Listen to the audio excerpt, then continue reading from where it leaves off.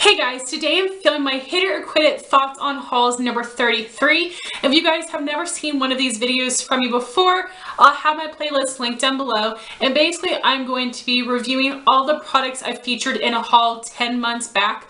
Oftentimes once you see something featured in a haul, you never hear it mentioned again unless it's in a favorites or an empties.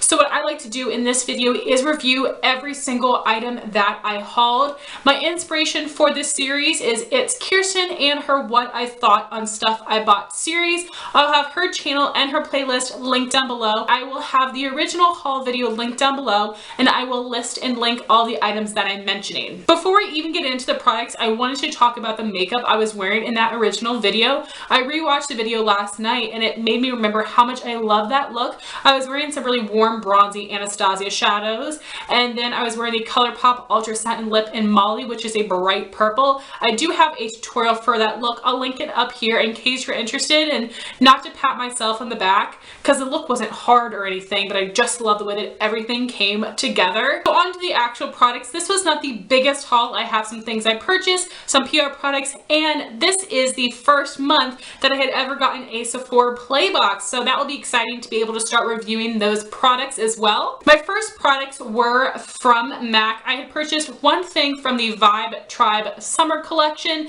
There was a lot of controversy over this packaging because MAC was saying it was inspired by festivals, but the names and the colors and the patterns were very similar and basically copying Native American patterns, designs, colors, names, and you know, that whole controversy, I have nothing to do with that, but I love this packaging. I think it is so beautiful, and yes, this is very Native American to me. I think it is so stunning. So in this collection, MAC had released 3 blushes, one that was permanent, one that was a pro color, I believe, and then one limited edition online exclusive shade. I always tend to love the online exclusive shades for some reason. So this is the shade Painted Canyon, which is a satin finish. This is an amazing burnt coral shade. I love this in the summer. This was mentioned in my 2016 yearly favorites. MAC makes my all-time favorite blushes. If I had to get rid of all of my blushes, first off, I would die, but secondly, if I could only keep one brand of blush, that would be MAC. I love their satins and their mattes. They have so many amazing colors, so absolutely this is a holy grail item of mine, and I'm so glad I decided to purchase it. Also with that order, I had gotten a free sample of the MAC Strobe Cream. I have since used that up in a project pan. That was a really nice lotiony consistency. It gave a beautiful glow. It did make me a little bit oily because I do have oily skin. That would be a great moisturizing primer for somebody that does have dry or normal skin. It was nice, but it definitely isn't something I would purchase. Next, I purchased one thing from the drugstore. This is the Wet n Wild Wild Shine Polish in the shade She Sells. The Wild Shine polishes are 99 cents, and I believe that Wet n Wild was 40% off at Rite Aid this week, so I get this polish for about 60 cents, which is amazing. This is a beautiful pinky peach coral color, and I also mentioned this polish in my yearly favorites. I have yet to try out any other shades from this line, but I was really impressed with this formula. Opaque in 2 coats, a beautiful shade, so I would highly recommend checking out this line. And $1 is so cheap anyway, but if you can get them for 40% off, like, you definitely can't beat 60 cents. This is definitely a favorite of mine. Highly recommend this shade, and I do want to try out some more shades in the future. The next thing I purchased is another of the Urban Decay Revolution lipsticks. This one is in the shade Streak, which is a really pretty pinky coral, and this is one of their cream finishes. And right here is a swatch of Urban Decay Streak. Luckily, this shade was added to the Vice lipstick line, and I believe it is still in a cream finish. This is a beautiful pinky coral shade. I know I'm going to wear it so much this summer, and the formula of these are really nice. It is a bummer they were discontinued, but I'm glad I was able to get these lipsticks for $11. But the Urban Decay Vice lipsticks are only $17, which is still a really good price for a high-end lipstick. Next, I had purchased a couple things from theBalm when they were having 50% off on their site. So the first product I had purchased from theBalm is one of their Meet Matte Hughes liquid lipsticks in the shade Committed. Right here is a swatch of Committed. First off, this is a very beautiful color. I do have an entire review video on these liquid lipsticks. I will have that linked up here so you can have more information. This is a really liquidy formula. It has a really nice Thin Mint Girl Scout cookies kind of a scent, which is pretty delicious. I like the scent of these. Color is beautiful. It is quite pigmented, but this does not dry down to a transfer proof finish, which would normally be okay with me, but it is tacky. So I'm just constantly like smacking my lips together because they're sticking. And yes, that's my problem for not having self-control to not do that, but my lips are so sensitive to lip products in general that something like that will drive me insane. And also, I found that this liquid lipstick faded a lot in the center of my lips just from talking. I wasn't eating, I wasn't drinking, and it was fading. At first, I thought it was because I was wearing a lip liner, but then I wore it on its own, and I was having the same problem where it was just fading on the inside of my lips. So this is definitely not my favorite formula. I do not often reach for this. A lot of people love this. I've never heard of anybody else saying that it fades on them. And then I had purchased the Balm Meet Matrimony palette. I have an entire palette of the month review video on this palette. I will have that linked up here. I also have a 2-in-1 tutorial using this palette. I will have linked up here as well. Here's what this palette looks like. It has 9 matte shades, and I think this palette has a great mix of neutral, cool, and warm undertones. You have a great cool tone crease and transition color, a warm tone crease and transition color, and a neutral tone crease and transition color. The only shades I really don't use in this palette would be the pink, because I can't find a way to make that work for me and look right, because I don't do pink looks often. And then also the black shade. Some people feel like a matte black is essential in a palette, but I never ever use matte black. If you guys have been watching my channel for a while, you know the original Meet Matte Nude palette is one of my all-time favorite Holy Grail palettes. I love a few of the shades in there, and the formula is amazing.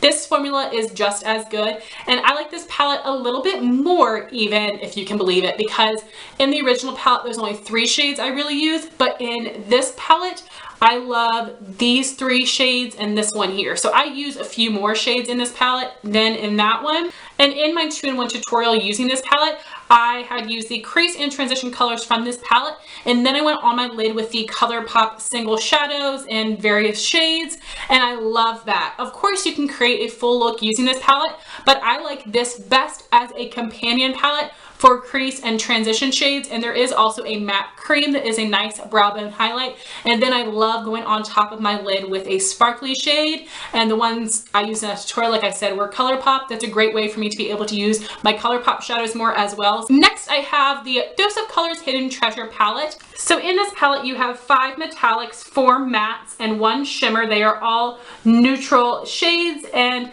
I do have an entire palette of the month video on that, which I will have linked up here. I also have a tutorial using this palette that I will have linked above as well. I wanted this palette because I love metallic eyeshadows. I just think they really pop on the lid and look so beautiful. And I had seen a lot of people talk about this on Instagram, but I had not heard anybody mention it on YouTube. So in this palette, the mattes perform really well. A little bit powdery, but they do apply and blend nicely. Now, I never use the matte black. I hardly use the matte dark brown because it's a little too dark for me. But these 2 shades right here are great transition crease colors. I wish there was 1 shade between this color and the dark brown.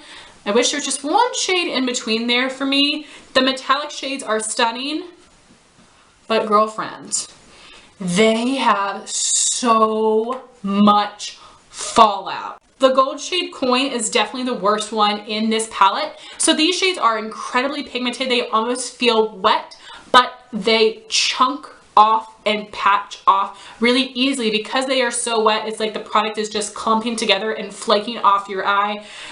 I never do my eye makeup first. I have to when I use this palette. I will get eyeshadow all over the place, even when I'm just using my finger and pressing it onto my lid over top of a cream shadow or a glitter primer. It doesn't matter. These metallic shadows are so messy. If you wear contacts, this is going to murder your eyes. And I tried it several times. It is not user error. It is the quality of these shadows. And this was a very expensive palette, and I'm really upset by the quality of these. This is something I'm on the fence about keeping or getting rid of, but the colors are still so pretty, but they're a pain to work with. This is a limited edition palette, so if you are interested in it, you are most likely not going to be able to get your hands on it unless they restock.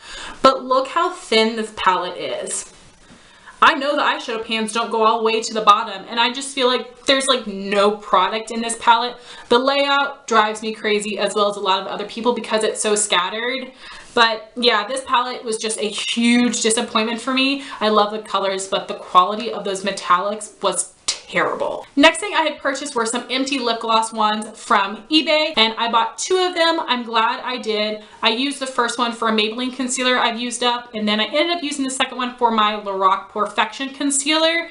And I do not like using concealers in squeeze tubes, but when they are in a lip gloss wand like this, I use them so much more. So that is what I did. I squeezed all the product out of the squeeze tube and put it into this empty lip gloss container, and just has a little doe foot applicator, makes it so much easier to use. So I do highly recommend these. A bunch of different sellers on eBay sell these. Next thing I have is the RCMA No Color Powder.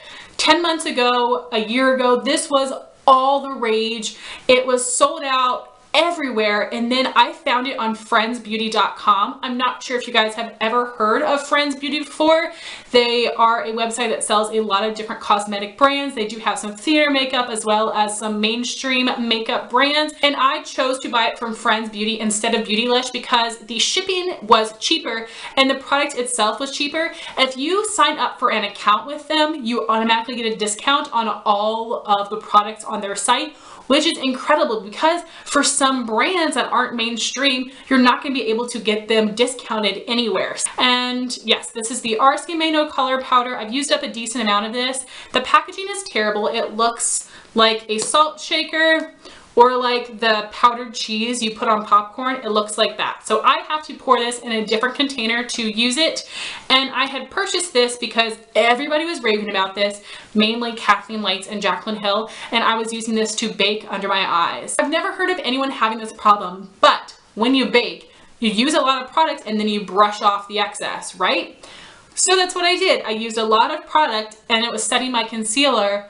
I went to wipe it away and it was like white caked up powder streaks on my face. And then I tried to blend it out. It wasn't blending, and then it started to patch off my foundation and concealer, and it looked so bad. I tried it several different times. It kept doing the same thing over and over again, and I just could not figure out how anybody was getting this to work for them to bake.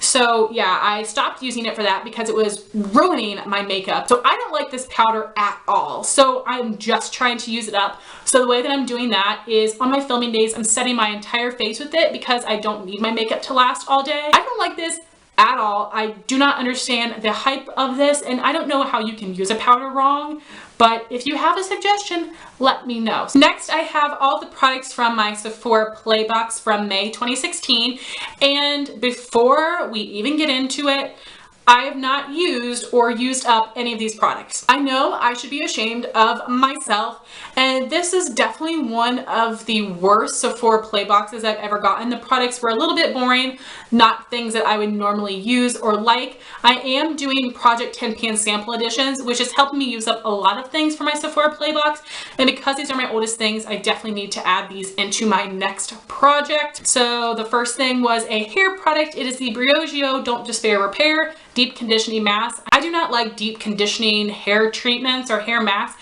because oftentimes you have to leave your hair overnight, or you just have to leave your hair in it for a long time, and I'm not down with that. I just like to wash my hair and go. But reading the back of this, it says you can just leave it in your hair 5 to 10 minutes and then rinse. So I will definitely just try using this in the shower. I'll put my conditioner in and then I will go and like wash my body and shave and everything. So I think I can definitely put this in my next project and just use it as a regular conditioner to get that used up, because again, I don't really use hair masks. And then for the skincare products, first thing is from Origins. It has the Maskimizer Mask Priming Spray, which honestly sounds like a gimmick and I would not recommend buying it, even though I haven't tried it. I don't think it's necessary. Then there are samples of 2 different masks, the Clear Improvement Active Charcoal Mask to clear pores, and the Drink Up Intensive Overnight Mask to quench skin's thirst. I need to put these in my next project to try to get these used up. I'm not a mask person, which is why I haven't used them. The other skincare product was the Korres Wild Rose Advanced Brightening Sleeping Facial. This is an overnight moisture mask, which sounds just like this Green Origins mask. I don't know why they sent so many masks in 1 month. They haven't done anything like that again. And yeah, I haven't used this one either, but overnight mask, I guess, is basically like a moisturizer that you just leave overnight. So I can definitely use that in my next project. I need to, because obviously these are older samples. Then for the 2 makeup samples, the first is the Tarteist lip liner in the shade Latergram. This is a peachy nude shade, and there is what Latergram looks like. It would pair really nicely with that liquid lipstick from theBalm. I think I may have used this once or twice. My favorite lip liners are from ColourPop, and this is definitely more dry. From everyone that I've heard try to use this up, it breaks constantly, and the minis are a lot stiffer and more hard than the full sizes, which is what I've heard. But because I love my ColourPop lip liner so much, I would never pay the money for a Tarte lip liner.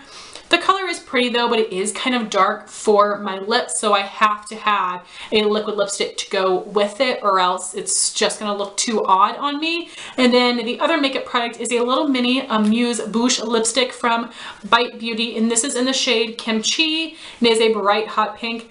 I don't wear hot pinks. I was excited to try the formula, but I think I may have worn this once, and that's it because of the shade. And Sephora has gotten a lot better sending out shades that are really wearable that a lot of people would like, and not everybody wears hot pinks all the time. So there is a swatch of KimChi. And lastly was the perfume sample. This is the Atelier Cologne Orange Sanguine.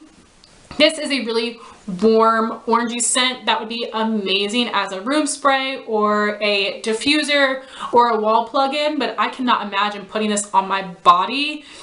It definitely is too strong, I think, to be a perfume, and it is much better as like a home fragrance. Lastly, I had 3 PR products from the brand Osea. This is a skincare company, and the first thing I tried is the Ocean Cleansing Mud, and this is the Oily Combo Acne Prone Skin, the cleanser. It has algae, tea tree, and peppermint, helps control excess oil production and reduce breakouts, leaves your skin feeling tingly. I put this on my skin and my face was on fire. It felt like freaking bees were stinging my face. And I actually do not have sensitive skin. I can take a lot of really gritty exfoliators and everything, but holy crap, did this burn my face. And do not get it anywhere near your eyes. And hell no, okay? I used this once. I cannot use it again because it burned my face so bad. The next product was the Osea Sea Minerals, which is for normal, combo, and oily skin. It has wild Patagonia seaweed, aloe vera, and dead sea minerals to deliver antioxidant nutrients to tone and moisturize, restores skin's mineral balance, and helps improve complexion, gives skin a healthy glow. I was using this as my toner step, but this is basically like a water spray. This did absolutely nothing for me, and I do not like using spray products as a toner. I prefer pouring product on a cotton pad and really working it into my skin. I felt like this did not do anything for me whatsoever. And lastly was the moisturizer. It is called the Osea Blemish Balm. It is an ultralight tint-free moisturizer for oily, acne, and combo skin, used twice a day to help heal blemishes and prevent breakouts. It is formulated to maintain proper pH balance. This smells so strongly of tea tree. I can't even handle it. If you guys have ever used the Tea Tree Paul Mitchell shampoo conditioner, it smells just like that. And that is something I used as a kid when I got lice from school, okay? I don't want my face smelling like lice shampoo. And this is so strong. So strong, you're gonna smell it all day long. Also, this is a nice lightweight consistency, but it leaves my skin feeling kind of sticky, which I don't like. So unfortunately, none of those products work for me, and Osea is a really expensive skincare line. If you've ever tried anything and you've liked it, let me know. But yeah, I wouldn't recommend it based on my experience. So guys, that was my Hit or Quit It thoughts on hauls number 33. I would love to know your thoughts on any of these products that I have mentioned. Thank you all so much for watching this video. Please like, comment, and subscribe, and I'll talk to you soon. Bye guys.